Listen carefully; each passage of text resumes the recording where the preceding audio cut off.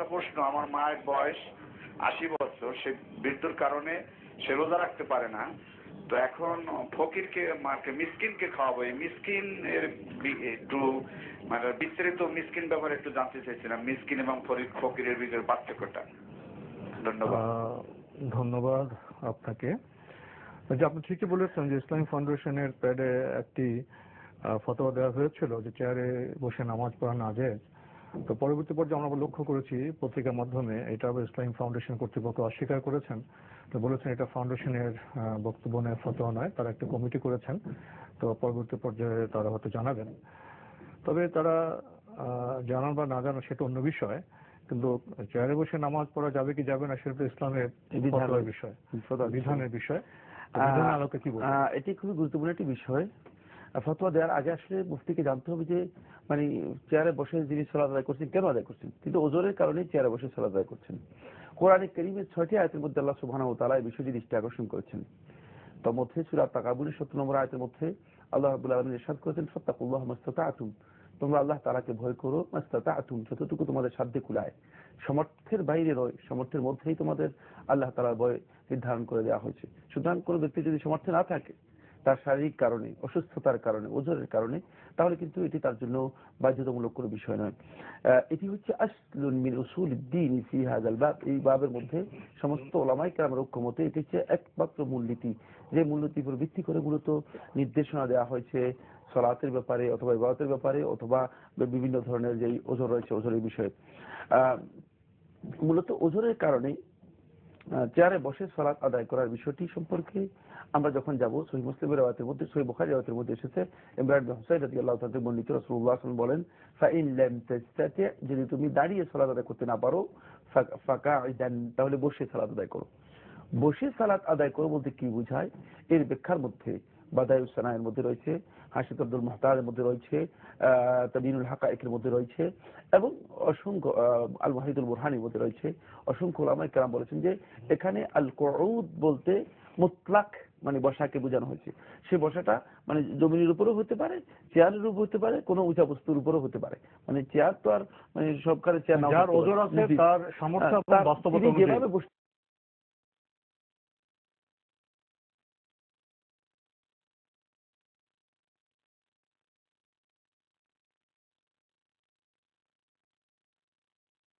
পারেন সেভাবে বসবেন, তার যতটুকু সাধ্যে গুলা ততটুকু বসবেন।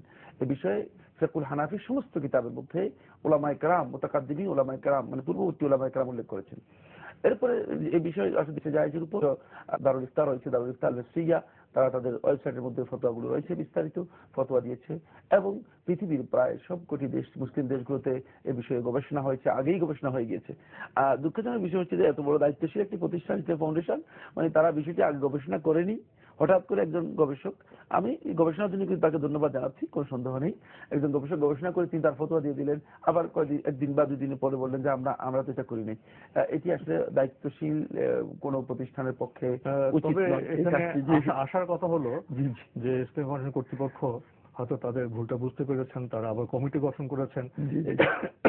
এবার আমরা আশা করব তারা সঠিকভাবে গবেষণা করে সঠিক কথাটি জনগণের সামনে পেশ করবেন। আমি আশা করি যে যদি যোগ্য আলেমদেরকে নিয়ে কমিটি করে তাহলে হয়তো শরিয়ার বিধানটি স্পষ্ট হবে। তবে কমিটি করার আগে তাদের এই ফতোয়াগুলো, যেহেতু পৃথিবীর প্রায় সবকটি দেশে এ বিষয়ে স্টাডি হয়েছে, কমিটির প্রয়োজন নেই, সেই স্টাডিগুলো যদি তাদের সামনে থাকে তারা সবচেয়ে বেশি উপকৃত হবেন।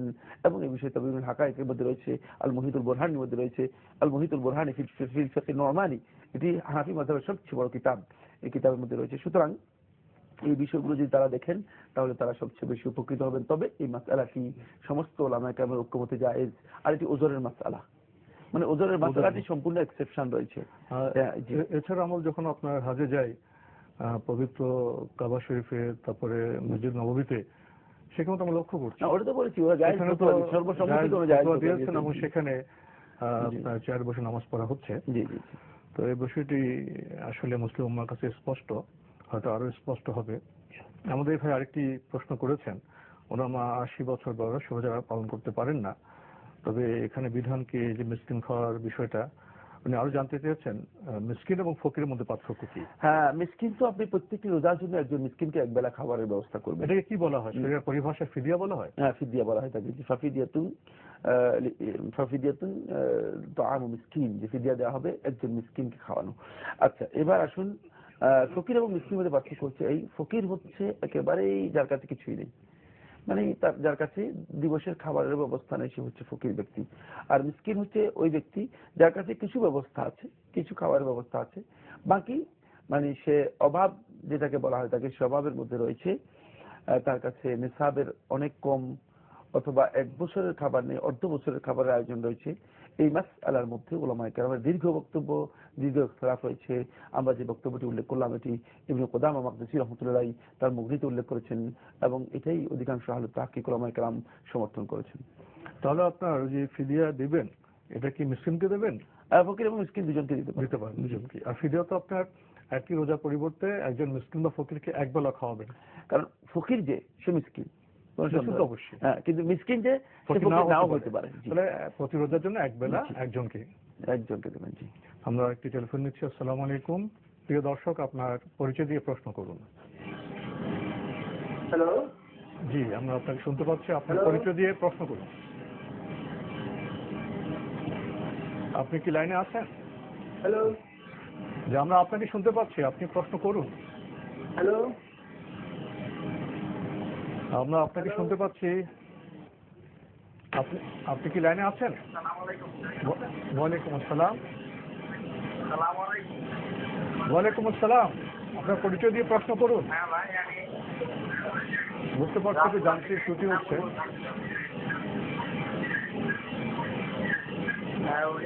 বলতে চাচ্ছিলাম হলো, আমার প্রশ্নটা হলো যে আমার 2টা সন্তান, আমার জনগণের ছেলে সন্তান আছে। এখন আমার ছোট ঘরে 1 ছেলে 1 মেয়ে, আর বড় ঘরে 2 ছেলে 1 মেয়ে। এখন আমার ছোট ঘরের 1 ছেলে আছে। এখন আমার এই বিয়েটা নিয়ে 10-12 বছর আগে একটা গন্ডগোল হয়েছিল আমার। ওই সময় আমার আপনি মৌখিক কিছু কথাবার্তা আমার থেকে উল্টা পাল্টা বলা ছিল, কিন্তু আপনি কোনো সারা ধরার অবস্থা এখন ছিল না। এখন আমি জানতে চাচ্ছি যে জোর করে যদি পঁচিশ কোনো কথা উল্টা পাল্টা ভাষায় বলা হয়, এটা কি স্ত্রী থেকে কি এটা আমার কোনো অন্যায়? এটা কে বলিয়েছে? জোর করে আপনার থেকে কথা কে নিয়েছেন? এই একজন সন্ত্রাসী দুইটা নিয়ে আমার বলাইছে আজকে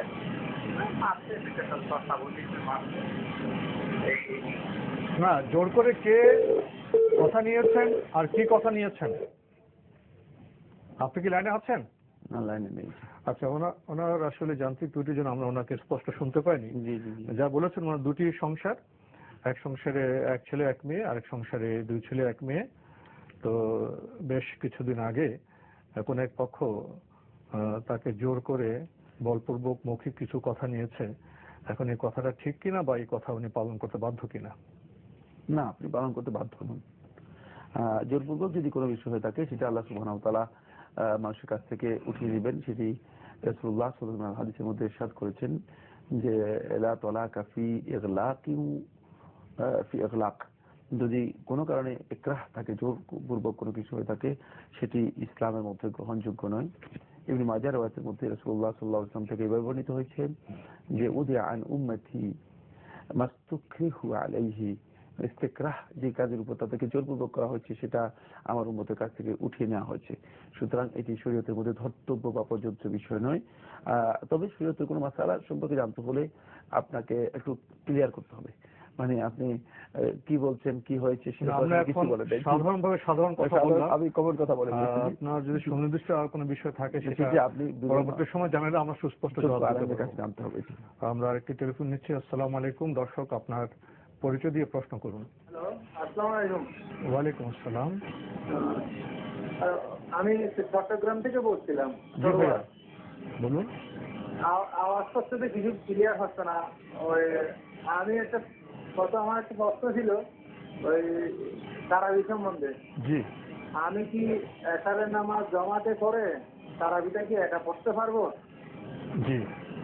আর এটা হলো আপনার এখন তারাবি পড়লে যে তাহাজ্জুদের নামাজ পড়া যাবে, অথবা তাহাজ্জুদের নামাজ পড়লে তারাবি কি হয় আদায় হয়ে যাবে, একটু জানতে চাইছিলাম। জি, ধন্যবাদ আপনাকে। না, দুটি প্রশ্ন আমরা নিচ্ছি ভাইয়া। আপনি খুব সুন্দর প্রশ্ন করেছেন। উনি যদি আপনার পবিত্র রমজানে এশার নামাজ জামাতে পড়ে তারাবি একা কি পড়তে চান, সেটা পারবেন কিনা? তারাবিহ সালাত আপনি একা আদায় করতে পারেন। তারাবিহ সালাতের জন্য জামাত শর্ত নয় বা ওয়াজিব নয়, তবে সুন্নাহ হচ্ছে জামাতে আদায় করা, এবং জামাতে আদায় করার বিষয়টি মূলত আল্লাহ রাসূল সাল্লাল্লাহু আলাইহি ওয়াসাল্লামের অত্যন্ত কাছের সাহাবী ইবনে খাত্তাব রাদিয়াল্লাহু তাআলা খুব পছন্দ করেছেন, এবং জামাতটা পরবর্তীতে মূলত সালফে সালিহিনের আমল দ্বারা সাব্যস্ত হয়েছে। তাই যদি কেউ জামাতে সালাত আদায় করে থাকেন তাহলে তিনি উত্তম কাজ করলেন, কিন্তু জামাতটা বাধ্যতামূলক বা শর্ত নয় যে জামাতে আদায় করতে হবে। আরেকটি প্রশ্ন করেছেন, তারাবি পড়লে কি তাহাজ্জুদ পড়া যাবে, আর তাহাজ্জুদ পড়লে কি তারাবি পড়া হয়ে যাবে? হ্যাঁ, তারাবিহের সালাত যদি কেউ আদায় করেন, তিনি যদি শেষ রাতে আবার তাহাজ্জুদ পড়তে চান, তিনি তাহাজ্জুদ পড়তে পারবেন। তাহলে তিনি তাহাজ্জুদের যে ফজিলত রয়েছে সেটি আদায় করবেন, আদায় করতে পারলেন। বাকি যদি কোনো ভাই মানে সন্ধ্যা রাত্রে তিনি তারাবিহের সালাত আদায় করতে না পারেন, আর শেষ রাতে তিনি যদি উঠে যদি মানে তাহাজ্জুদের সালাত আদায় করে থাকেন, এর মাধ্যমে তার কিয়াম রমাদানে যে কিয়াম রয়েছে, তারাবিহ রয়েছে, তারাবিহের বিধান আদায় হয়ে যাবে, যেহেতু মূলত রমাদান মাসে সে কিয়াম করেছে। সেক্ষেত্রে কি নিয়ত কি দুই নামাজের করতে হবে? নিয়ত তো একটাই, নিয়ত তো সুন্নত নামাজ, সবগুলো একই নামাজ। আমরা আরেকটি টেলিফোন নিচ্ছি। আসসালামু আলাইকুম। দর্শক, আপনার পরিচয় দিয়ে প্রশ্ন করুন। আসসালামু আলাইকুম ওয়া রাহমাতুল্লাহ। ওয়ালাইকুম আসসালাম ওয়া রাহমাতুল্লাহ।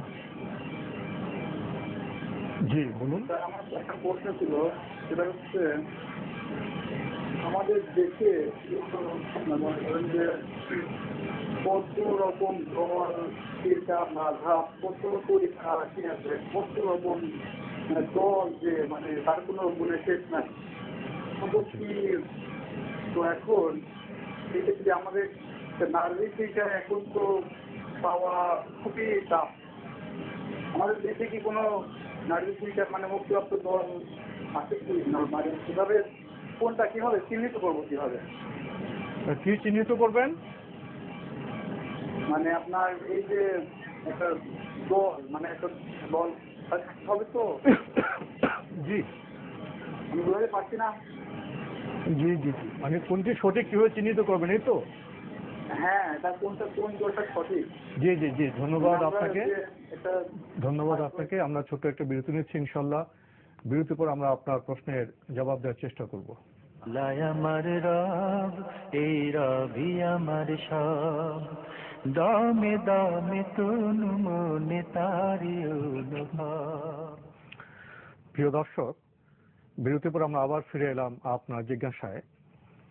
বিরতির আগে এক ভাই প্রশ্ন করেছিলেন, ওনার বক্তব্য হলো বাংলাদেশে এখন এত বেশি দল, মাযহাব, তরিকা, বিভিন্ন ফেরকা, তো এই বিষয়টি নিয়ে উনি খুব সমস্যার মধ্যে আছেন। ওনার প্রশ্ন হলো, ইসলামের দৃষ্টিভঙ্গিতে কোনটি সঠিক, আমরা কিভাবে বুঝবো? এবার খুব গুরুত্বপূর্ণ প্রশ্ন করেছেন আপনি।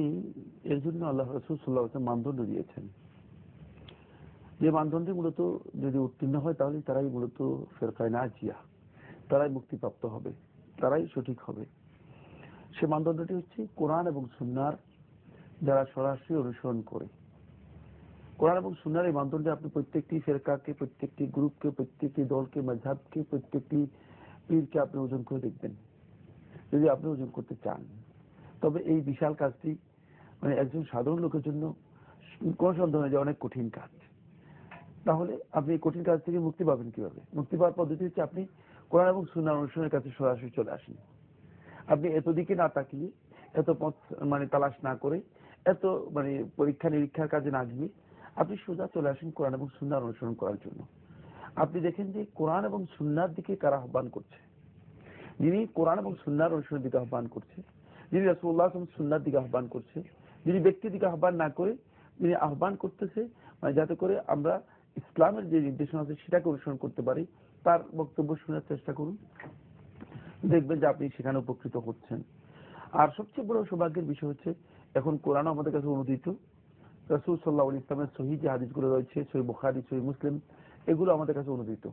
সহিহ বুখারী এবং সহিহ মুসলিম পড়েন, তাহলে দেখবেন যে আপনার কাছে অনেক বিষয় স্পষ্ট হয়ে যাবে। আপনি মানে এই বইগুলো যদি আপনি পড়তে পারেন, রাসূল সাল্লাল্লাহু আলাইহি ওয়াসাল্লামের হাদিসের মানে মৌলিক জ্ঞান আপনার কাছে এসে গেল, মৌলিক জ্ঞান এসে গেল, তাহলে আপনি মূলত একটা ফুরকান পেয়ে যাবেন। এক্ষেত্রে বোধহয় একটি সহজ পদ্ধতি এমন হতে পারে, আমাদের ভাই ঠিকই বলেছেন, এত দল, এত মাযহাব, এত তরিকা ইত্যাদি ইত্যাদি, অধিকাংশ ক্ষেত্রে লক্ষ্য করা যায় তারা বিশেষ ব্যক্তির কথা বলেন। আমাদের হুজুর এই বলেছেন, আমাদের পীর এই বলেছেন, আমাদের উনি মুরব্বী এই বলেছেন, ইত্যাদি ইত্যাদি। কিন্তু আমরা জানি ইসলাম তো বলেছে যখন কোনো বিষয়ে বিতর্ক দেখা দেয় তোমরা পবিত্র কোরআন এবং সুন্নাহর দিকে ফিরে আসো, স্পষ্ট বক্তব্য। তাহলে এটা তো একটি ব্যারোমিটার হতে পারে, যারা কোরআন হাদিসের কথা বলবেন আমরা আশা করতে পারি তারা সঠিক বলছেন, যারা কোনো ব্যক্তির কথা বলছেন, কোনো বিশেষ তরিকার কথা বলছেন, সেখানে বিভ্রান্তি থাকতে পারে। এটি বোধহয় আমাদের একটি সহজ মানদণ্ড হতে না। ওটাই তো আমরা বলেছি যে মানে যিনি মূলত ব্যক্তির দিকে আহ্বান করছেন অথবা দলের দিকে আহ্বান করছেন, তার বিশেষ কয়েকটার দিকে আহ্বান জানাচ্ছেন, কোরআন এবং হাদিসের দিকে যিনি আহ্বান করছেন তার বক্তব্য আপনি শুনতে পারবেন, আপনার জন্য সহজ হবে। প্রিয় দর্শক, আপনার পরিচয় দিয়ে প্রশ্ন করুন। আসসালামু আলাইকুম। ওয়ালাইকুম আসসালাম ওয়া রাহমাতুল্লাহ। আমার প্রশ্ন ছিল তারাবি সম্বন্ধে আর কি। আমাদের দেশে তারাবি 20 টাকা পড়ানো হয় আর কি, আর মূলত তারাবি কয় টাকা, এখন আমরা কয় করতে পারি? জি জি। আর দ্বিতীয় প্রশ্ন হলো আমার ওই যে হালিম, মানে আমরা যে হালিম খাই, হালিম নাকি বলা ঠিক না, হালিম নাকি আল্লাহর নাম, এখন এই বিষয়ে জানতে চাই। আর তারাবি কয় টাকা করবো? মূলত জামাতে 20 টাকা দিয়ে পড়ানো হয়। ধন্যবাদ, আমরা আপনার প্রশ্ন পেয়েছি এবং পবিত্র রমজানকে সামনে রেখে আপনার দুটি প্রশ্নই খুব সুন্দর, আমরা আপনার প্রশ্নকে উপভোগ করছি। প্রথম আপনার শেষ প্রশ্ন দিয়ে শুরু করি। অনেকে বলছেন যে আমরা যে রমজানে ইফতারের সময় হালিম খাই, এটা নিয়ে খাওয়া ঠিক না, কারণ হালিম আল্লাহর নাম। কি বলবেন? না, এই ভাইয়ের কাছে মানে যে তথ্য আছে এটা ভুল আছে, ভুল তথ্য আছে। ওটা হচ্ছে আল হালিম, এটা আল্লাহর নাম। বাকি হালিম যেটা বাংলা হালিম, এটা হালিম বলতে ওই বস্তুকে বোঝায় যেটা রমজান মাসে মানুষ মানে ডাল দিয়ে তৈরি করে মানুষ খায়, ওটা হচ্ছে হালিম। এবং হালিম বলা না চাই, এটি মানে ফতোয়া নয়, এটি মূলত শব্দ অর্থ না। আমরা ভালো উপাদেয় হালিমটা আমরা স্বচ্ছন্দে খেতে পারি, এখানে ভাই কোনো সমস্যা নেই। আপনি আল হালিম। জি, আরেকটি প্রশ্ন করেছেন, তারাবি কত রাকাত? 20 রাকাত নাকি?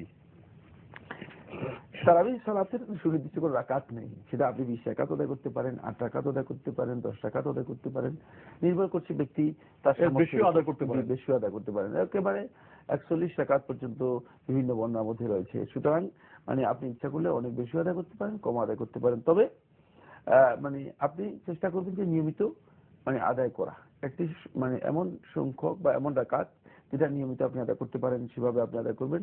আপনার সামর্থ্যের উপর নির্ভর করছে, এটাকে বাড়াবাড়ি করার কোন সুযোগ নেই। এখন গ্রুপ বের হয়েছে, কেউ 20 রাকাতের জন্য এক্সট্রিম বাড়াবাড়ি করছেন, সীমা লঙ্ঘন করছেন, আবার কেউ উল্টাপাল্টা মানে বিভিন্ন রাকাতের কথা বলছেন। এই শুদ্ধ নয়, বরং শুদ্ধ হচ্ছে যেটা সেটা হলো এর জন্য সুনির্দিষ্ট কোনো রাকাত নেই। আপনি চেষ্টা করলে বেশিও পড়তে পারেন, কমও পড়তে পারেন, এই সুযোগটুকু ইসলামের মধ্যে রয়েছে। আরেকটি কথা হচ্ছে কি, ফরজ সালাত ছাড়া মূলত অন্য নফল সালাতের জন্য কোনো নির্দিষ্ট রাকাত রাসূল সাল্লাল্লাহু আলাইহি ওয়াসাল্লাম জানিয়ে দেন। তাহলে আমাদের ভাই তার সামর্থ্য অনুযায়ী তারাবি 8 রাকাত পড়তে পারেন, 20 রাকাত পড়তে পারেন, তার বেশি পড়তে পারেন। আর যদি 2 রাকাত করে পড়বেন, এটা হলো নির্দেশনা, আর যদি মসজিদে নামাজ পড়েন তার ইমাম সাহেব যত রাকাত পড়েন তত রাকাত অনুসরণ করে বলে ঠিক হবে।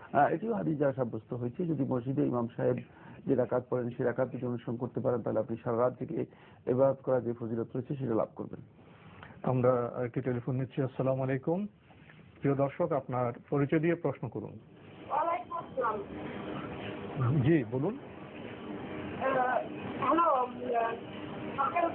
সমাজে একটু আগে এক লোক প্রশ্ন করছিল বিভিন্ন মাঝাব নিয়ে। জি, এটা তো বুঝি বিভিন্ন মাঝাব আছে, কিন্তু আমাদের যখন ইসলামিক চ্যানেল ছিল আমি একটা নিয়মিত করতাম, এবং আপনাদেরও এই জেনারেল প্রশ্ন আমি তো অনেক দূর থেকে আমি লাইন পাই না প্রশ্ন করার জন্য। জি বলুন। আজকে লাইনটা দেখলাম, আমাদের যে এই 5 ওয়াক্ত ফরজ নামাজের পরে যে হাদিসে মোনাজাত, যে বুখারী মুসলিমের হাদিস, যে ব্যক্তি এই চেষ্টা করবে সে কখনো সহিহ সুন্নাহ দেখা পাচ্ছে না। এটার পরে যে আলেম আছেন ওনাকে একটু বলতে বলেন। আর যে তাবিজ, আমাদের সমাজে অনেক হুজুরেরাই তাবিজটা দেয়, এটা সঠিক? তাবিজ তাবিজ জি জি। ধন্যবাদ আপনাকে। আসলে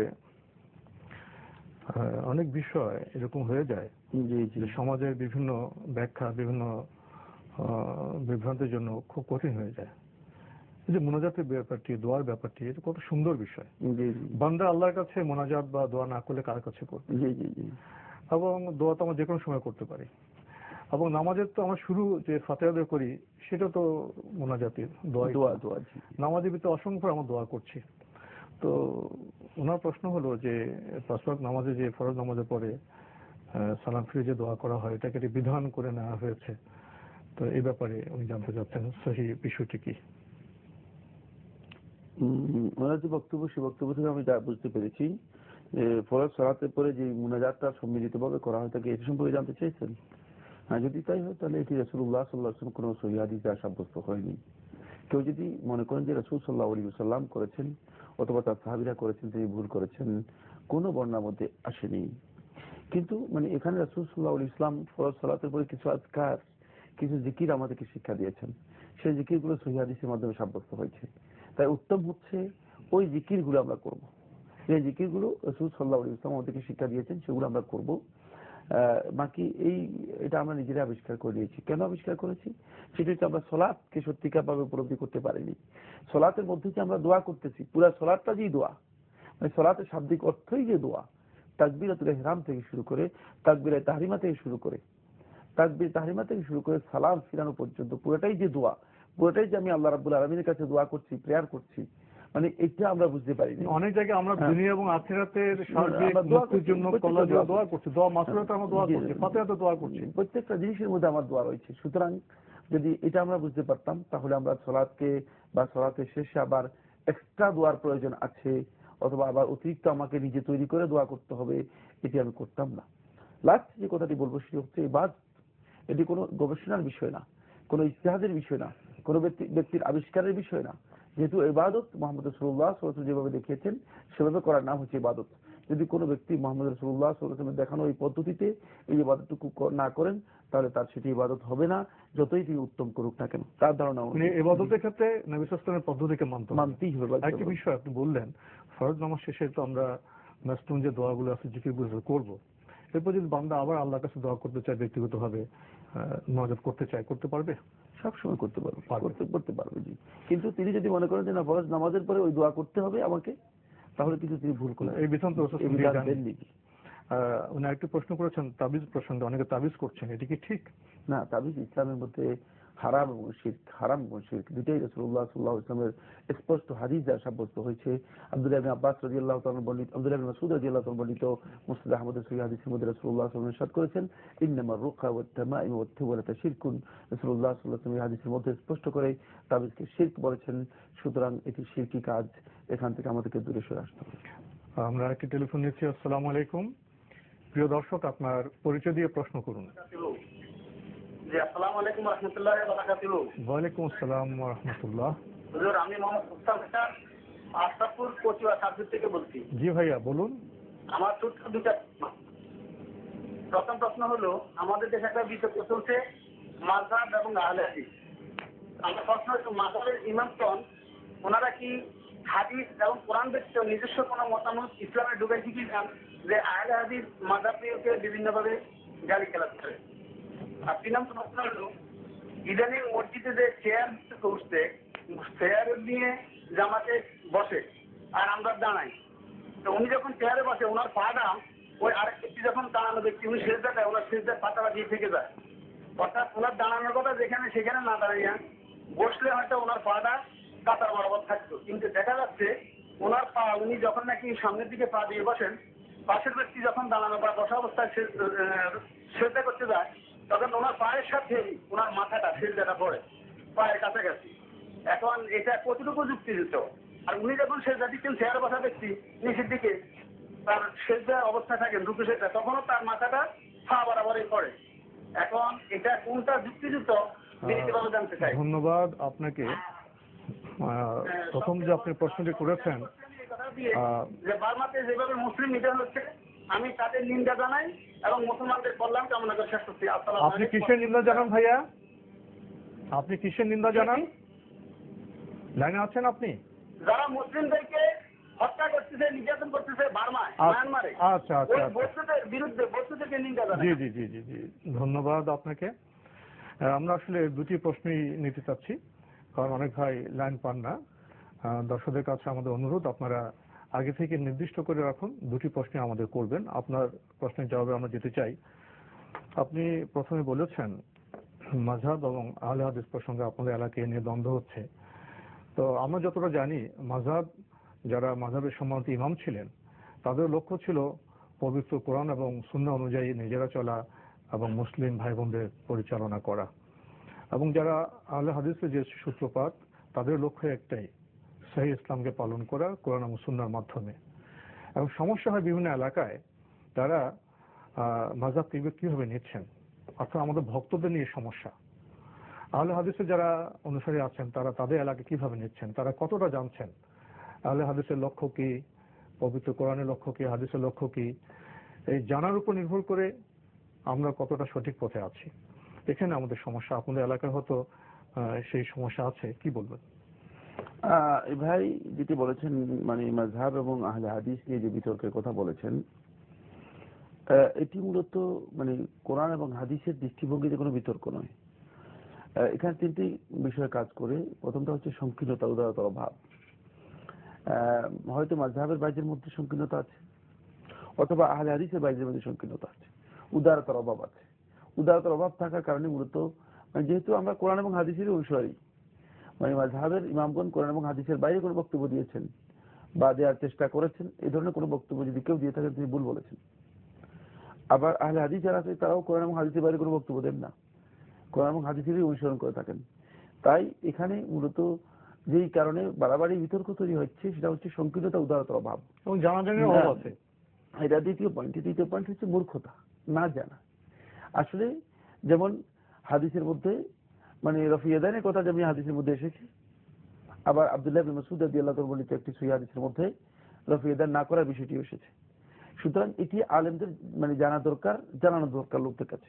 তাহলে এই আলো যখন এসে যাবে, অন্ধকার দূর হয়ে যাবে। মানে এখানে মূলত মানে কিছুটা মূর্খতা রয়েছে, না জানার কারণে সেই মূর্খতাটুকু আমাদের মধ্যে মানে বড় ধরনের সমস্যা তৈরি করছে। আরেকটি পয়েন্ট, সেটা হলো পরস্পরের প্রতি বাড়াবাড়ি। কেন যদি একটা বিদ্বেষ তৈরি হয়েছে, মানে ভক্তদের গ্রুপিংয়ের এই বিদ্বেষটা, আমি আহলে হাদিস মানে আমি মাযহাবের বিরোধী, এটা কোনো দৃষ্টিভঙ্গি নয়। কারণ আমরা তো সবাই আল্লাহর বান্দা, সবাই আল্লাহরই ইবাদত করছি, সবাই আল্লাহর জান্নাতে যাব। সুতরাং এখানে আসলে পরস্পরের প্রতি বাড়াবাড়ি এবং বিদ্বেষ যেটা রয়েছে, এই বিদ্বেষটুকু কমিয়ে আনতে হবে। বরং যেখানে ভুলটুকু আছে সেটাকে সংশোধন করে নিতে হবে। এবং সেটা মাযহাবের বাইরে বিনয়ের সাথে অনুরোধ করব, যে সংকীর্ণতা আছে, মানে যে বাড়াবাড়ি আছে, সে বাড়াবাড়ি থেকে আমরা মানে কোরআন এবং হাদিসের অনুসরণের দিকে চলে আসি। কারণ এর জন্য আমরা নির্দেশিত হয়েছি। আমরা মূলত কোনো ব্যক্তির অন্ধ আনুগত্য করার জন্য নির্দেশিত হই নাই, এবং এর জন্য আমরা জিজ্ঞাসিত হব না।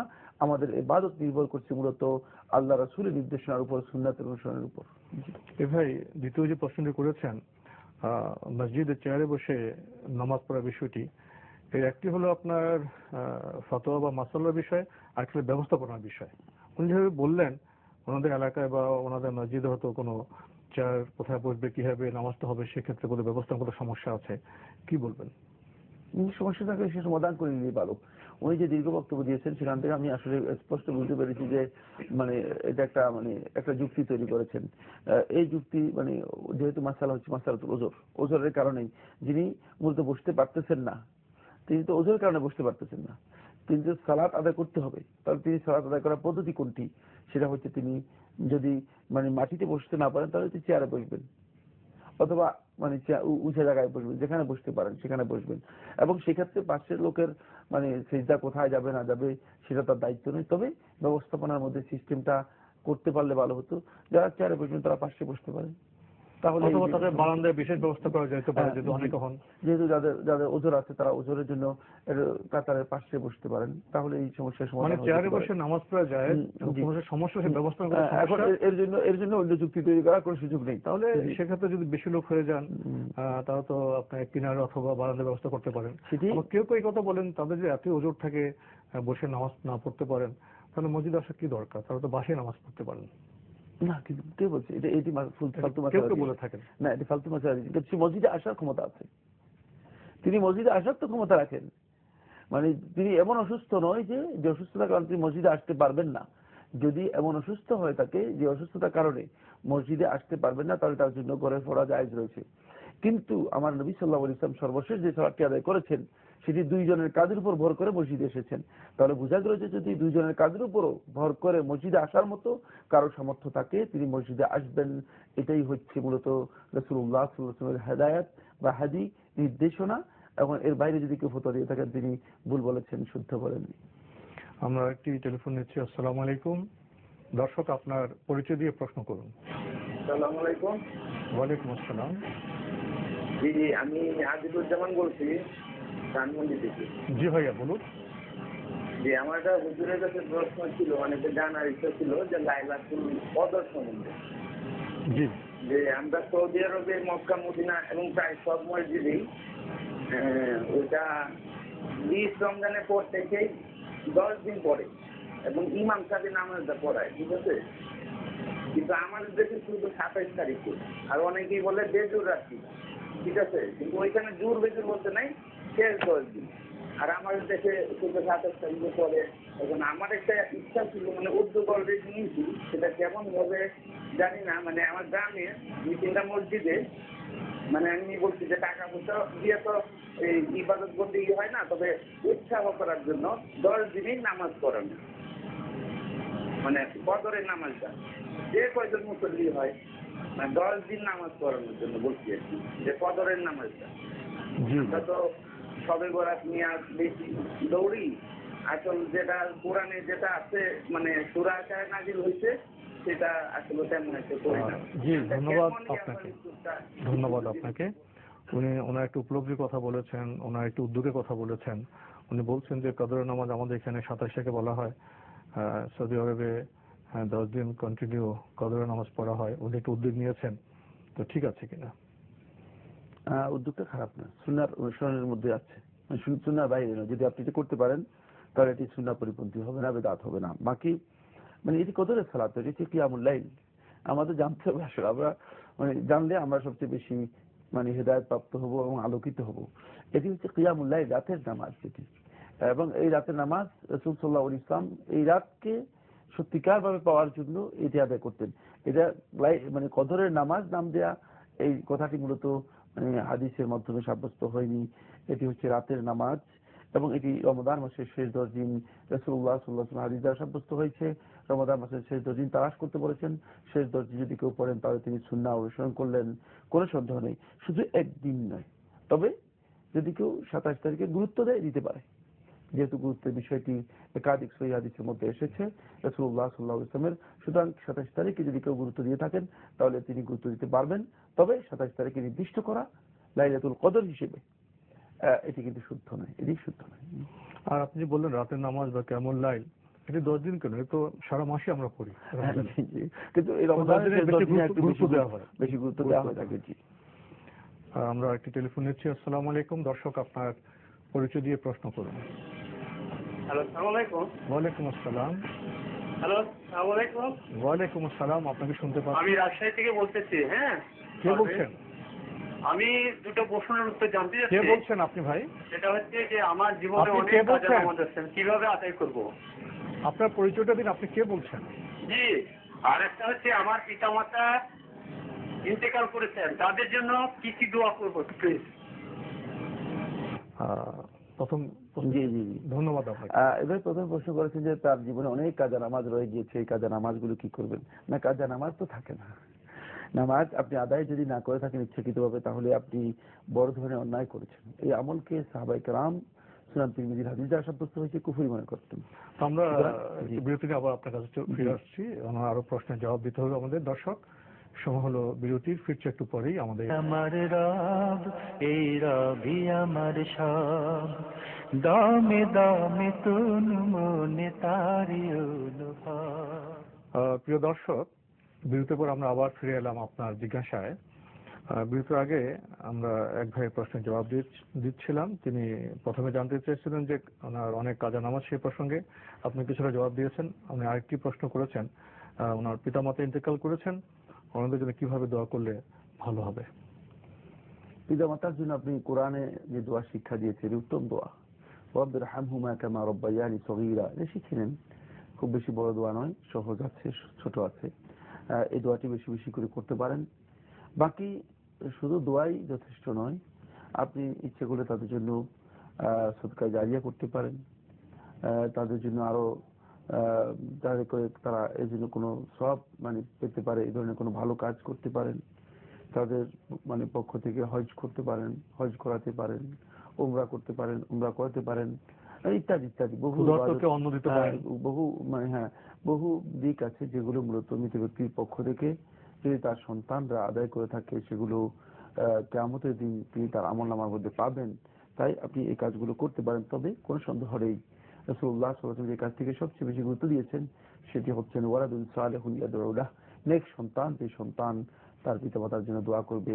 তাই আপনি একেবারেই যে কোনো দোয়াই করতে পারেন। কারো শিখানো দোয়ার চেয়ে আপনার মনের আকুতি দিয়ে, মনের আবেগ দিয়ে, উপলব্ধি দিয়ে সমস্ত দোয়া আল্লাহ রাব্বুল আলামিনের কাছে করতে পারেন। আল্লাহ সুবহানাহু ওয়া তাআলা অবশ্যই বান্দাদের দোয়া শুনেন। আমরা আরেকটি টেলিফোন নিচ্ছি। আসসালামু আলাইকুম। প্রিয় দর্শক, আপনার পরিচয় দিয়ে প্রশ্ন করলাম। ওয়ালাইকুম আসসালাম। যে আমরা আপনাকে শুনতে পাচ্ছি। হ্যাঁ, আমার প্রশ্ন হচ্ছে যে আপনি কিছু আগে তারাবির নামাজের কথা বললেন, হ্যাঁ, কিন্তু এর আগে যে চ্যানেল আইতে বলছিল যে ওনারা একজন হুজুর বলছিল যে তারাবির নামাজ 20 টাকাতেই পড়া যাবে, এর চেয়ে কম পড়ানো যাবে না, এবং তারা এটা চ্যালেঞ্জও করছিল যে এর চেয়ে কম পড়া যাবে না, কোনো হাদিসে নেই, কিন্তু কেউ প্রমাণ করে থাকে তাদের সামনে যেন আছে, এমন কিছু বলছিল। এখন আপনারা বলতেছেন যে না, তারাবির নামাজ কম 20 টাকা তারা কমও পড়া যায়। এখন আপনারা আমরা তো এটা বলেছি বেশিও পড়া যায়, এটা বলছেন না কেন? সম্পর্কে সেও একজন, এখন তাহলে আমরা কোনটা বিশ্বাস করব? জি জি জি, ধন্যবাদ আপনাকে। বোন, আপনি একটি চ্যানেলের প্রসঙ্গ উল্লেখ করে বলেছেন যে তারা কথা বলেছেন যে তারাবির নামাজ 20 রাকাতই পড়তে হবে, একেবারে সুনির্দিষ্টভাবে অব্লিগেটরি করে দিয়েছেন। আর আমরা একটু আগে বলেছি যে তারাবির নামাজ 20 রাকাতও পড়া যাবে, এর কমও পড়া যাবে, বেশিও পড়া যাবে। এখন এই বোনের প্রশ্ন, ওনারা কি করবেন, কোনটি পালন করবেন? আপনি সহিহ বুখারী হাদিসটি দেখে দেন, সহিহ বুখারী কিতাবুস সালাতের হাদিসগুলো পড়ুন, তাহলে আপনি সবচেয়ে বেশি উপকৃত হবেন। এই ব্যাপারে রাসূলুল্লাহ সাল্লাল্লাহু আলাইহি ওয়াসাল্লামের নির্দেশনা কি, সহিহ বুখারী কিতাবুস সালাতের হাদিসগুলো পড়ে নিন, তাহলে আপনার কাছে স্পষ্ট হয়ে যাবে। না, আমাদের বক্তব্য মেনে নেওয়ার জন্য আমরা নিজের কথা বলি। জি জি, আমরা সরাসরি হাদিসের কথা বলেছি। রাসূলুল্লাহ সাল্লাল্লাহু আলাইহি ওয়াসাল্লাম তার তারাবিহ সালাতের মধ্যে কোথাও রাকাতের কোনো উল্লেখ নেই, মূলত এটি রাকাত যেহেতু নফল নামাজ। এখন কেউ যদি বলে 20 রাকাতই পড়তে হবে, তাহলে তিনি বাধ্যতামূলক করে দিলেন, ফরজ করে দিলেন। ইসলামে এই ধরনের নফল পড়তে পারেন, কোনো আমরা নফল সালাতের ব্যাপারে রাসূল সাল্লাল্লাহু আলাইহি ওয়াসাল্লাম কাউকে কোনো রাকাত নির্দিষ্ট করে দেননি। 2 রাকাত করে পড়বেন। আনাস ইবনে মালিক রাদিয়াল্লাহু আনহু বলতে সহিহ মুসলিমের মধ্যে রয়েছে, সালাতুল লাইলি মাসনা মাসনা ওয়া ইন খাশিতা সুবহ ফাউতি বিরাকআহ, যদি তুমি সুবহে সাদেক উদিত হয়ে যাওয়ার আশঙ্কা করো তাহলে 1 রাকাতের মধ্যে বিতির করে দাও, 2 রাকাত করে পড়বে। সুতরাং রাতের সালাত হচ্ছে মূলত 2 রাকাত করে আদায় করা, যতটুকু সম্ভব, যতটুকু সাধ্যে কুলায়। বাকি আপনি যে কথাগুলো বলেছেন সেগুলো এগুলো চ্যালেঞ্জের বিষয় নয়, এগুলো জ্ঞানের বিষয়। যদি কেউ চ্যালেঞ্জ করে থাকেন তাহলে তিনি বোঝা গেল যে তার অজ্ঞতা আছে, সেক্ষেত্রে আমরা আরেকটি টেলিফোন নিচ্ছি। আসসালামু আলাইকুম। দর্শক, আপনার পরিচয় দিয়ে প্রশ্ন করুন।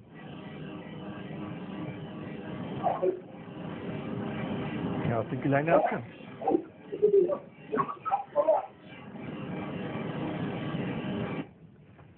জি, আপনি কি লাইনে আছেন?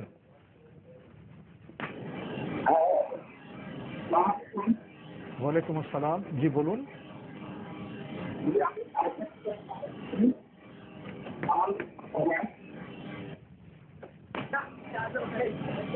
জি বলুন। ওয়ালাইকুম আসসালাম। আমার একটা প্রশ্ন ছিল। জি বলুন। যে আপনার ওই যে আল্লাহ রাসূলের একটা হাদিস আছে, তলাবুল ইলমি ফারিদা আলা কুল্লি মুসলিম, হ্যাঁ, এটা কি করে প্রত্যেক মুসলমানের ফরজ, এখন এই প্রত্যেকটা ফরজের সীমাবদ্ধতা আছে, যেমন আপনার নামাজের সীমাবদ্ধতা আছে, রোজার সীমাবদ্ধতা আছে, বছরে একবার রোজা রাখা ফরজ। হ্যাঁ, আপনার এখন যে আল্লাহ বলছে রেজিস্ট্রি করা ফরজ, এর সীমা কতটুকু? হ্যাঁ, এখন অর্থাৎ এই সীমাটা কি অর্থাৎ আল্লাহ আদেশ, মৌলিক আদেশ কয়টা এবং মৌলিক নিষেধ কয়টা? হ্যাঁ, যে জিনিস হিসেবে আপনার এরকম শিখানো ফরজ। হ্যাঁ, এটা ফরজের এই ফরজের সীমা কতটুকু? অথবা আল্লাহ তাআলা কোরআনে বলছে ইয়া আইয়ুহাল্লাযীনা আমানু দুখুলু ফিস সিলমি কাফা, তোমরা পরিপূর্ণভাবে ইসলামে প্রবেশ করো। এখন এই ইসলামটা পরিপূর্ণ ইসলামটা কি? ধন্যবাদ আপনাকে। আপনি তো ভাই খুব একাডেমিক প্রশ্ন করলেন, আবার যান্ত্রিক কারণে আমরা আপনার সব কথা আমরা শুনতেও পারিনি। প্রথমে উনি হাদিসটি উল্লেখ করেছেন যে প্রত্যেক মুসলিম নরের জন্য জ্ঞান অর্জন ফরজ। এটা উল্লেখ করে ভূমিকা উনি বলছেন যে ফরজের সীমা কতটুকু। উনি প্রসঙ্গ রাখতে বলছেন তোমরা পরিপূর্ণভাবে ইসলামে প্রবেশ করো। এটারই ব্যাখ্যা বা তাৎপর্য কি? বিষয়গুলো বিস্তারিত আলোচনা রয়েছে। ফরজের সীমা রয়েছে, সীমা সম্পর্কে মুহাক্কিক উলামায়ে কেরাম আহলে তাহকিক এটা উল্লেখ করেছেন যে মা ইউআদ্দি বিহি ফারাইদাহু আলা নাফসিহি, বান্দা তার উপর যে সমস্ত ফরজ আছে সেই ফরজগুলো যার মাধ্যমে আদায় করতে পারবে এই জ্ঞান অর্জন করা তার উপর ফরজ।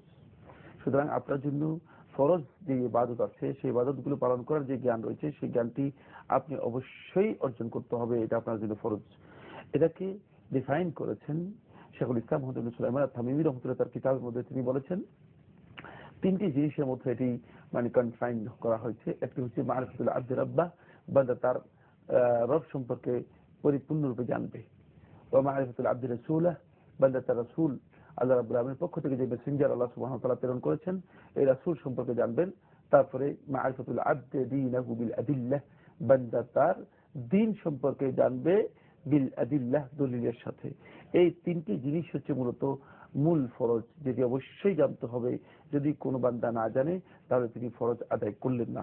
তারপরে বাকি যে কথাটি আপনি উল্লেখ করেছেন এর সাথে কিন্তু এটার সম্পর্ক নেই।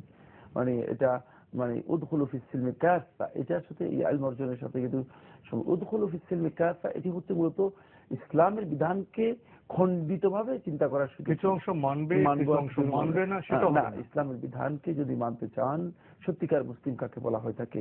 ইসলামের পরিচয় উলামায়ে কেরাম দিয়েছেন হুয়াল ইনকিয়াদু ওয়াল ইসতিসলামু লিল্লাহি সুবহানাহু ওয়া তাআলা বিত-তাওহীদ ওয়াত তাআহ।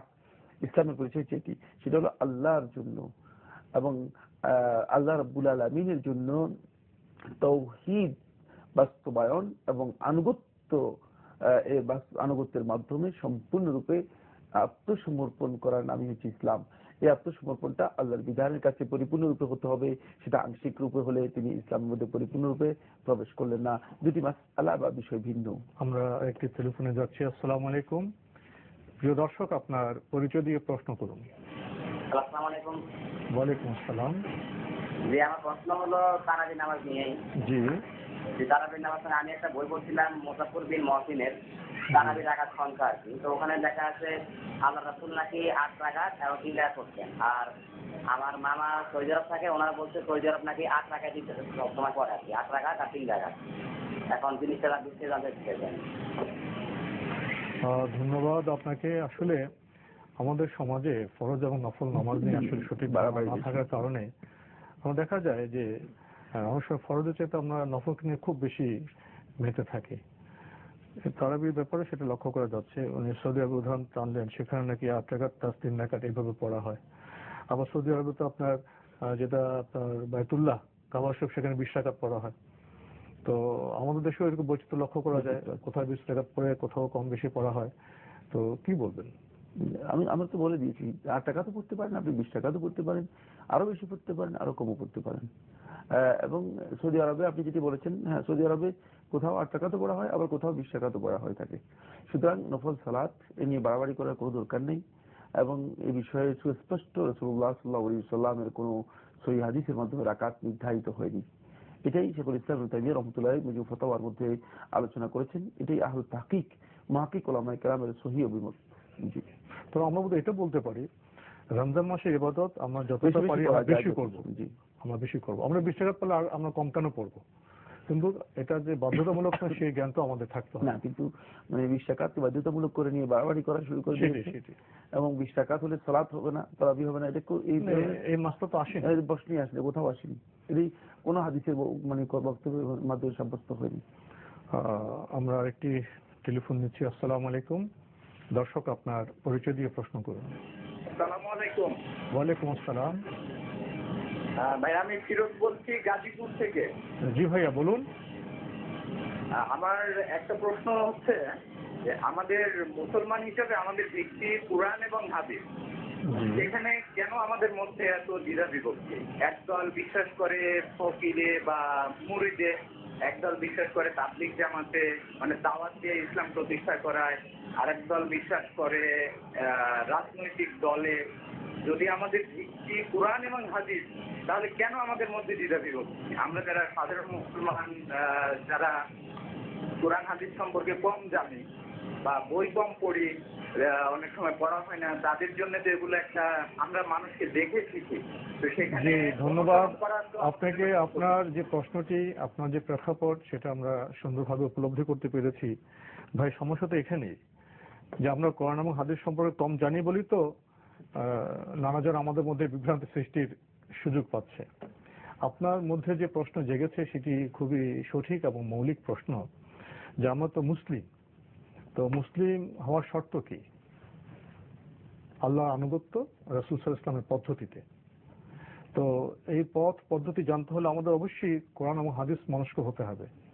আমরা অনেক উপন্যাস পড়ি, কাব্য পড়ি, গান শুনি, সময়কে নানাভাবে ব্যবহার করি, বিজ্ঞান প্রযুক্তির চর্চা করি আমরা, কিন্তু যেটা আমাদের ফরজ ছিল জ্ঞান অর্জন এবং কোরআন হাদিস চর্চা, সেটা আমরা কতটা করছি? আমরা এই ব্যাপারে পিছিয়ে আছি বলেই বিভিন্ন গ্রুপ আমাদের বিভ্রান্তির পথে নিয়ে যাওয়ার সুযোগ পাচ্ছে। আসলে ইসলাম তো একটাই, তাহলে এত ফারকা কেন হলো? মৌলিক বিষয় জানলে বোধ হয় এই বিভ্রান্তি আমাদের সমাজে থাকতো না। কি বলবেন? আপনি বলে দিয়েছেন, বিষয়টা এটাই। সেটা হচ্ছে মানে ইসলাম তো ঠিক আছে, ইসলামের সব বক্তব্যই ঠিক আছে, ইসলামের বিধানগুলো আমাদের কাছে স্পষ্ট। রাসূলুল্লাহ সাল্লাল্লাহু আলাইহি ওয়াসাল্লাম একটি হাদিসের মধ্যে, ইবনে মাজাহর হাদিসের মধ্যে বলেছেন, তারাকতুকুম আলা বাইদা লাইলুহা কানাহারিহা লা ইয়াজিগু আনহা ইল্লা হালিক, যে তোমাদেরকে আমি একেবারে স্পষ্ট শুভ্র সুন্দর দিকের উপরে রেখে যাচ্ছি। লাইলুহা কানাহারিহা, এর রাতের যে বিষয়গুলো যেগুলোকে তোমরা মনে করছো অস্পষ্ট, সেগুলো কানাহারিহা দিবসের মতো স্পষ্ট। লা ইয়াজিগু আনহা ইল্লা হালিক, এখান থেকে বক্রতা শুধুমাত্র ওই ব্যক্তি অবলম্বন করে যে নিজেকে ধ্বংস করলো। বক্রতার এই পথ যারা নিয়েছে শুধুমাত্র অজ্ঞতার কারণেই। ইসলামের এই স্পষ্ট দিন সম্পর্কে যাদের কাছে সত্যিকার জ্ঞান আসেনি, সত্যিকার নলেজ আসেনি, যে ভাই নলেজ আমাদের কাছে রেখে গিয়েছেন রাসূলুল্লাহ সাল্লাল্লাহু আলাইহি ওয়াসাল্লাম, সেটা যেখানে গিয়ে কোনো কারণে মিস্টেক হয়েছে, ভুল হয়েছে, ওখানে গিয়ে আমরা আসলে বিচ্যুত হয়ে গিয়েছি। প্রত্যেকটি ক্ষেত্রে নলেজ আছে, সত্যিকার আলেমদের কাছে গেলে আপনি সেটি পাবেন। এবং এই কারণেই মূলত এই বিভক্তি এবং বহুদা বিভক্তি।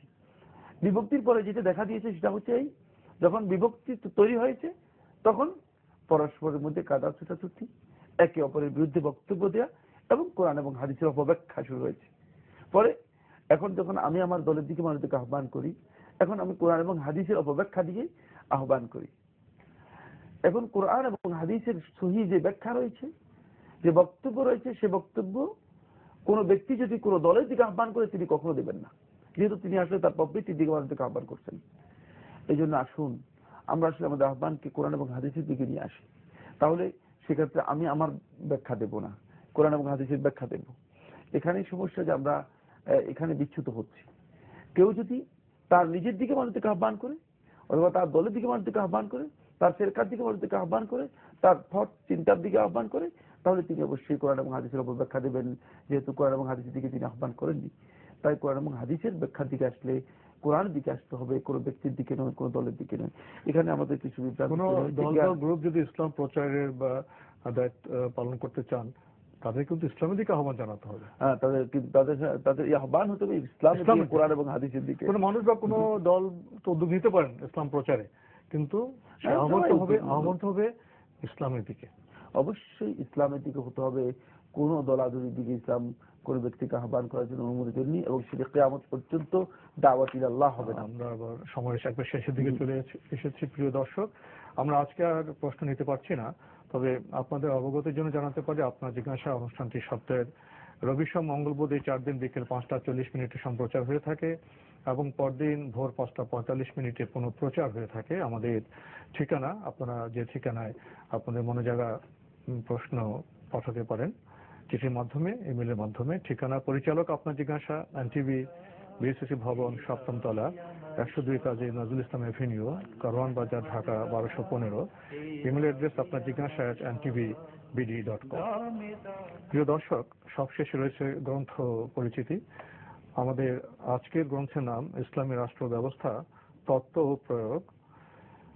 মূল রচয়িতা ইউসুফ আল কারজাবি, আর অনুবাদ করেছেন মোহাম্মদ হাবিবুর রহমান। আর গ্রন্থটি প্রকাশ করেছে Bangladesh institute of Islamic thought.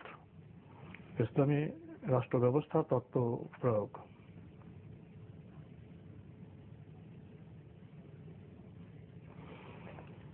এই গ্রন্থটির মূল্য 240 টাকা। দীর্ঘ সূচি রয়েছে।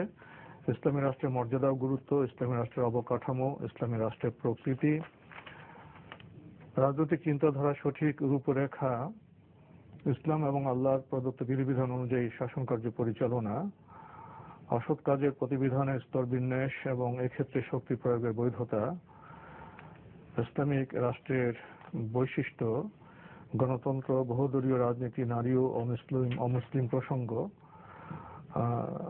ইসলামী রাষ্ট্রের ছত্রছায়ায় বহুদলীয় গণতন্ত্র, পার্লামেন্ট নির্বাচনে মহিলাদের অংশগ্রহণ প্রসঙ্গে আরো অনেক গুরুত্বপূর্ণ বিষয় রয়েছে ইসলামী রাষ্ট্র ব্যবস্থা, তত্ত্ব প্রয়োগ এই গ্রন্থে। যদি সংক্ষেপে কিছু বলতেন। এটি একটি গুরুত্বপূর্ণ বিষয়। ইসলামী রাষ্ট্র মানে ইসলাম যে রাষ্ট্রের একটা থিম দিয়েছে, এই বিষয়টি মূলত অনেকের কাছে স্পষ্ট নয়। এবং সে রাষ্ট্র ব্যবস্থার অবকাঠামো কি হবে এবং রাষ্ট্র ব্যবস্থা কিভাবে পরিচালিত হবে, সেই জিনিসগুলো মূলত আমাদের জানা থাকা দরকার। সেক্ষেত্রে একটি প্রচেষ্টা ডক্টর ইউসুফ কারজাবি এই বইটি লিখেছেন।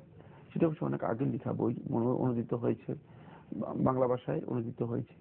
আমরা উপকৃত হব আশা করি, যদি সত্যিকার ভাবে মানে এই বিষয়গুলো সম্পর্কে জানতে চায় কোনো গবেষক, তাহলে তাদের জন্য খুবই ইম্পর্টেন্ট বিষয়। তো আজকে আমাদের এখানে শেষ করতে হচ্ছে। আপনাকে অনেক ধন্যবাদ। আপনাকে অশেষ ধন্যবাদ। প্রিয় দর্শক, আমরা তো গ্রন্থের সাথে পরিচিত হতে চাই আলোকিত হওয়ার জন্য, সঠিক বিষয়ে জানার জন্য। সঠিক বিষয় জানলে আমাদের কাজ সুন্দর হবে, আমরা সুফল পাব। প্রিয় দর্শক, রমজান তো আমাদের দ্বার প্রান্তে।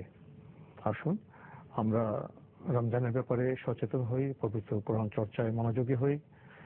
দর্শক, আমাদের এই অনুষ্ঠানটি আপনারা অনলাইনেও দেখতে পারেন। ভিজিট করুন www.ntvbd.com।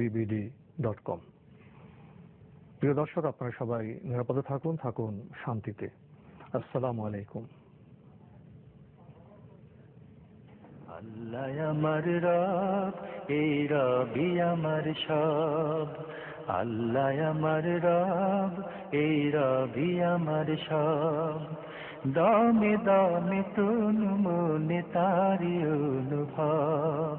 তোমার দুনিয়াতে আমি যেদিকে তাকাই, অথই নিয়ামতে ডুবে আছি সবাই।